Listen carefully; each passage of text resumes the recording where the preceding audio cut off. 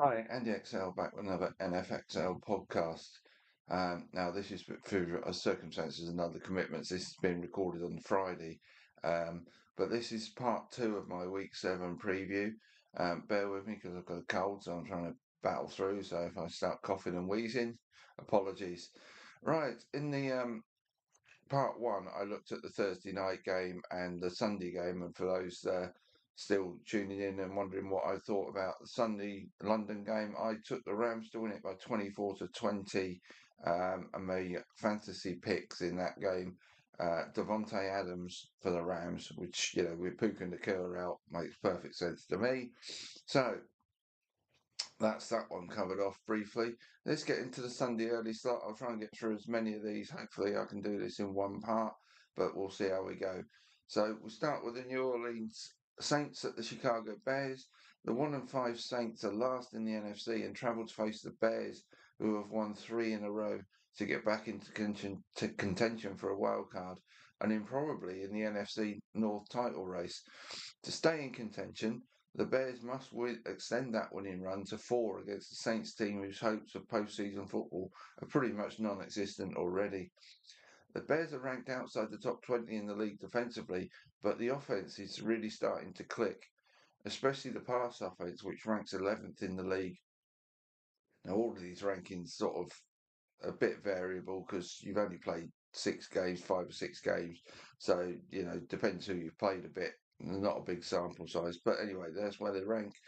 The the Saints are ranked in the top 20 in the league for pass and rush offense and defense, so we'll have to step up defensively to get the better of the Bears in this one. Both passing attacks should get plenty of joy in this game, especially the quarterbacks and wide receivers. So Rome Odunze for the Bears and Chris Olave and Rashid Shaheed should help Caleb Williams and Spencer Rattler in putting up good fantasy scores in week 7. This could be another close call for Chicago, but the Bears are in the habit of winning these close ones, whereas the Saints tend to stay in games but come up short. So I'll go for a narrow Bears win here by 27-24. All right, first orange juice. Get the vitamin C in.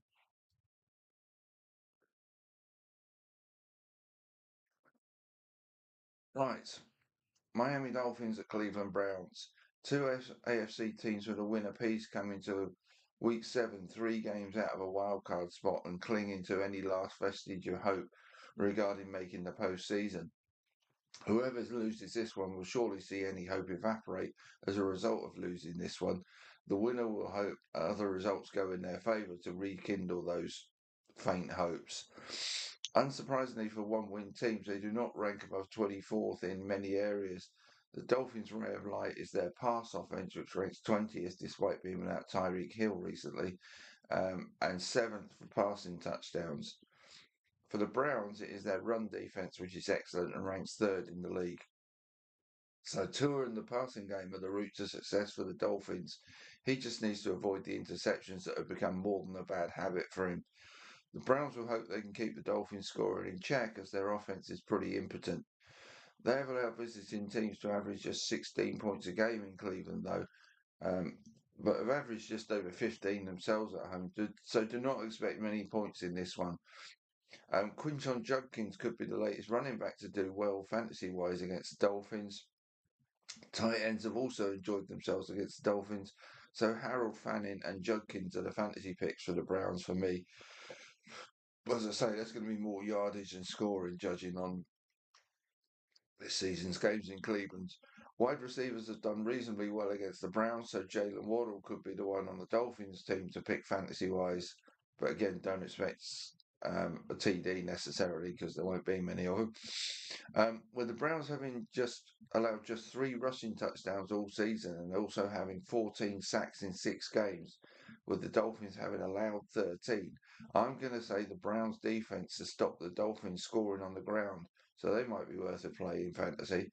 And to get Tua under pressure, enough for them to just edge this one. But I'd say just, and it will be just. Very low scoring game. I'm thinking Cleveland 17, Miami 16. Right. On to the New England Patriots at the Tennessee Titans. The Mike Vrabel revenge game.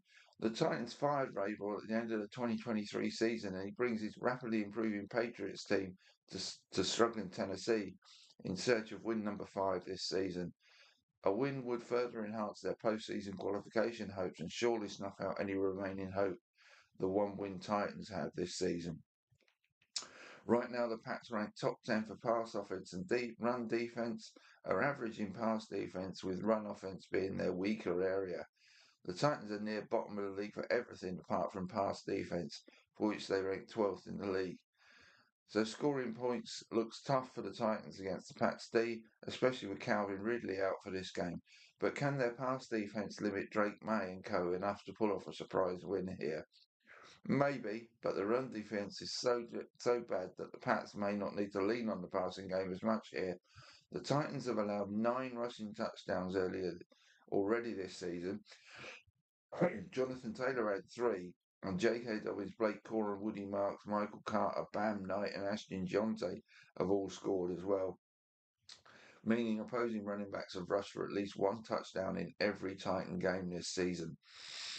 TreVeyon Henderson and Ramondre Stevenson could be well worth starting in fantasy this week against that poor Titans run defense. And that should enable the Patriots to get one of the comfortable wins this week. There's a lot of close games this week, but I'm going to go for the Patriots to cruise home 27-17.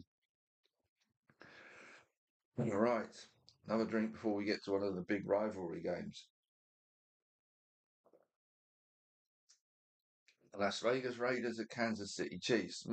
Because of the recent history of these two teams, most people don't look at this as a rivalry, but traditionally it has been a really big rivalry game. The Chiefs swept the Raiders last season, but both games were one-score games, and the combined margin was just 9 points.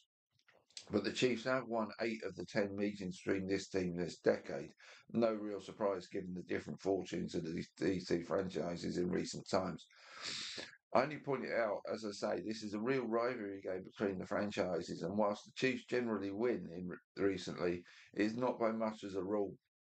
The winning margins from 2020 till now being a loss of 8 points, a win by 4, then wins of 27 and 39, 1 point 18, 14, a loss by 6, a win by 7, and a win by 2, making half of the Chiefs' 8 wins being by 7 points or less.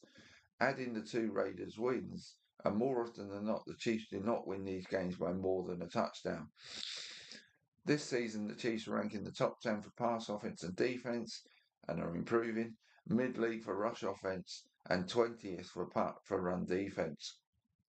Having said that, the Chiefs tend to give up yards to opposing running backs, but have only allowed 3 rushing touchdowns this season, whereas the Raiders have allowed 7 rushing touchdowns this season.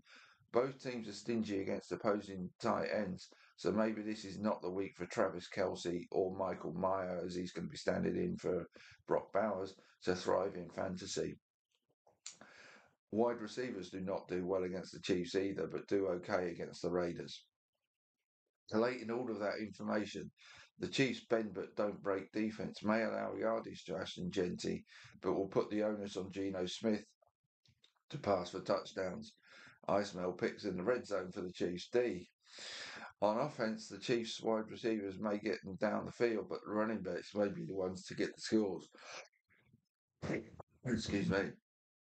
Kareem Hunt has all 3 rushing touchdowns by Chiefs running backs this season, so he could be your fantasy pick here.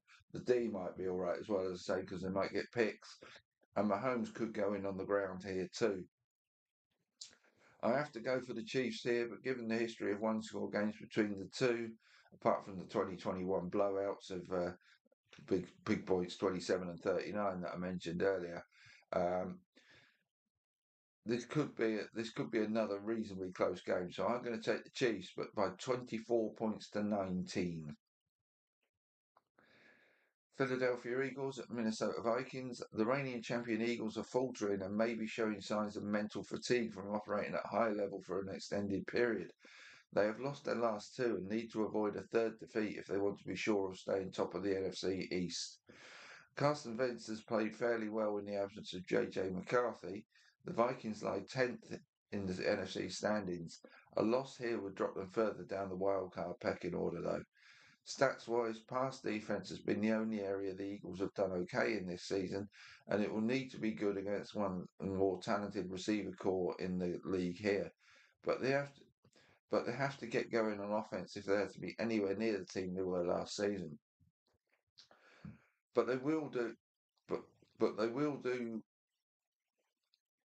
to get much joy in the passing game against the Vikings, who rank third in the league for pass defense. So Saquon Barkley and Jalen Hurts are likely going to need to deliver on the ground for the Eagles to win this one.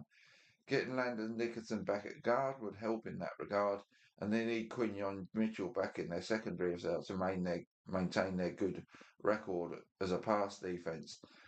The Vikings have had major issues, injuries on their O-line, but all three of Donovan Jackson, Brian O'Neill and Michael Jurgens have a chance to make this game, which could help them against an Eagles D-line that has struggled even before Jalen Carter got hurt. So there's a lot of injury news around this game. If Dickerson, Carter and or particularly Mitchell are out for this game, I fancy the Vikings to win this one and put the Eagles' postseason participation in further doubt.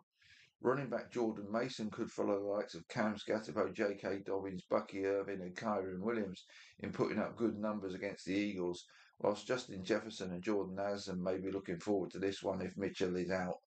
So I'm going to take the Vikings to pull off a win here by 27 points to 20, and that really would put the skids under the Eagles. Right. Carolina Panthers at New York Jets. The 3-3 Panthers go to a Jets team reeling and winless after an awful offensive performance in London last week. Jets quarterback Justin Fields needs a good game here to remain the Jets starter.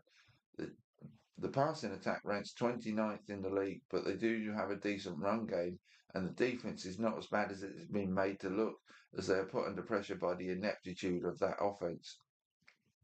The bad news for the Jets here is that the Panthers' D is strong against the run, and their own running game has been superb in the last couple of weeks in the shape of Rico Dowdle. Their pass offense and defense are mid-ranked in the league. Again, those rankings you can take with a pinch of salt sometimes because it depends who you've played, and that might be the case with the Panthers. They might be a bit higher than they should be. All of which points to the Jets struggling on offense, though, again in this one, especially without Garrett Wilson, whilst the Panthers may be set to move the ball on the ground again. So Rico Dowdle could pay off again fantasy-wise. Excuse me.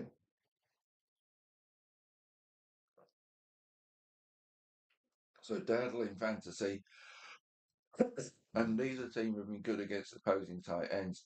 So Jets rookie Mason Taylor and the possibly returning Jatavian Sanders for the Panthers could be low-end tight end options to consider in Week 7. Many will see this as a chance for the Jets to get win number 1 here, and they have a chance to do so, but I still see the Panthers coming out on top in this game by 24 points to 20. Right, I'm going to scoot on with the late window. New York Giants at Denver Broncos. The Broncos are embroiled in both divisional title and wildcard races in the NFC. Somehow the Giants are back on the periphery in both those regards, following that Week 6 win over the Eagles. As such, a win here would help both, but a loss would hurt them more.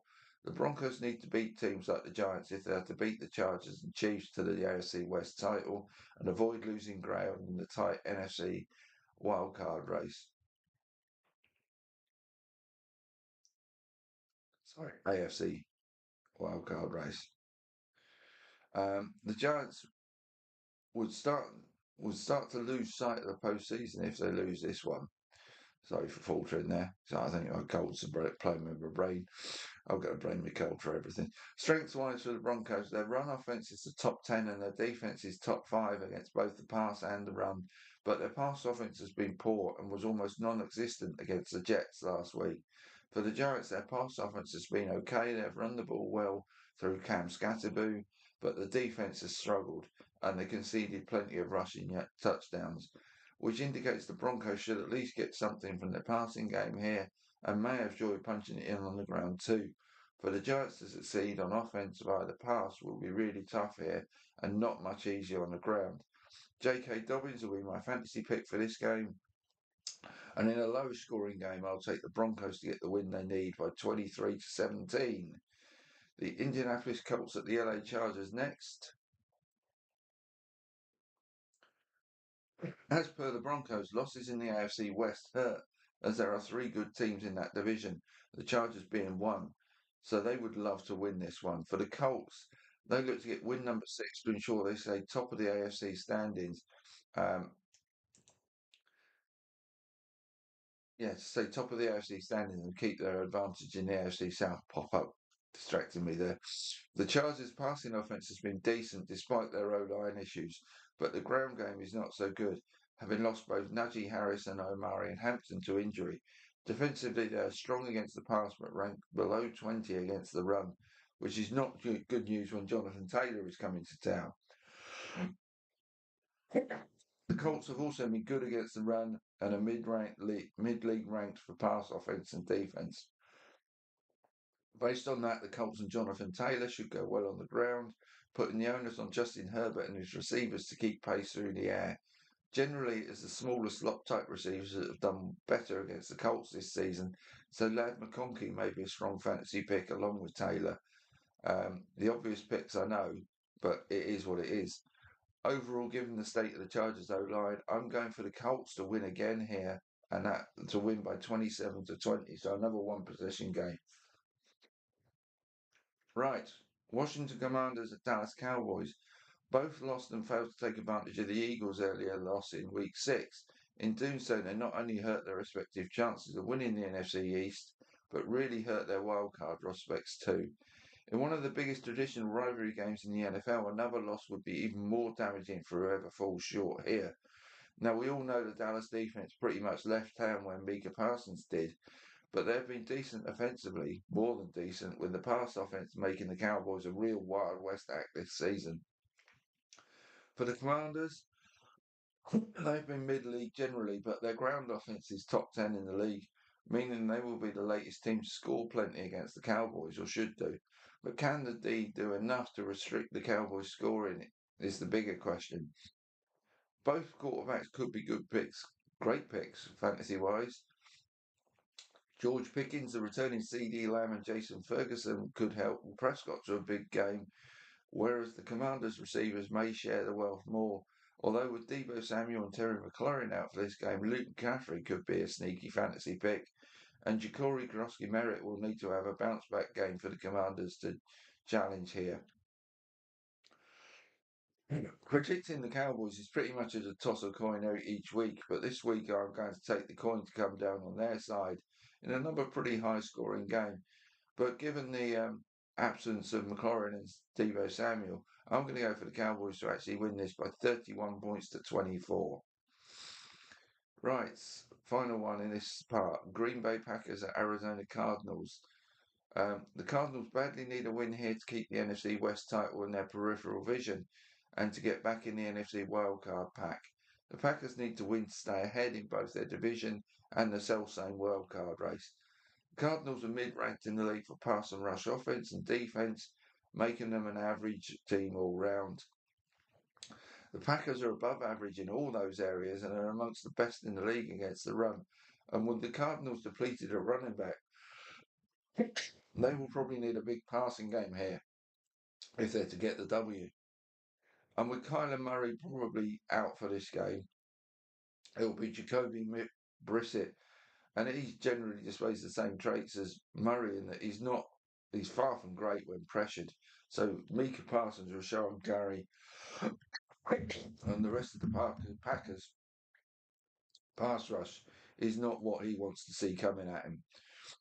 Who does? Both teams have been good against opposing quarterbacks and wide receivers this season, but not so against tight ends. And the Cardinals have been kind to opposing running backs. So Josh Jacobs and Tucker Kraft, plus the D for the Packers, and Trey McBride for the Cardinals are all worth a look fantasy-wise. But the Packers are my pick to win this one even by 27-20, becoming a popular score. Right, Sunday night football, I'll squeeze that in. Atlanta Falcons at San Francisco 49ers. And this could be a great game for Sunday night football viewers. Almost under the radar, the Falcons have a really good defense all of a sudden. They also have a decent pass offense and a certain Bijan Robinson blowing up the league yardage wise. The 49ers have a good passing offense and a decent running the ball and stopping the run. but have been poor in pass defense this season. Some of the stats are deceiving for the 49ers defensively, as they have been without their leading receivers. When they are backing up to full speed, the 49ers may be one of the best passing teams in the NFL. In that light, tight end George Kittle could be back for this one, but they look like they're still going to be depleted at wide receiver unless Kendrick Bourne has a third straight huge game in this one. Atlanta have allowed fewer points to fantasy tight ends than any other team, though, so Kittle and Jake Tonjes might not be their best route to points here. Oh, and they have also been the worst team for receiving running backs to face, so Christian McCaffrey may not be his usual force there either, putting massive onus on Mac Jones, who looks like he's going to be at quarterback again for this one, to find his wide receivers, which is where the 49ers are depleted. And the 49ers have not been a great team to face for fantasy opponents either, with the possible exception of tight ends. So this could be a lower scoring game than many expect. Kyle Pitts will be a fantasy pick because the Falcons pull off a big road win here, is what I'm saying. And like I say, a lower scoring game than many expect. The Falcons by 20-17 is a shock call from me.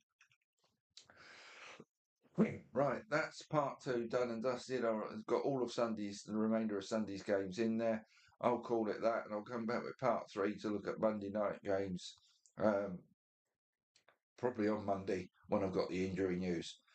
All right, then, you take care now.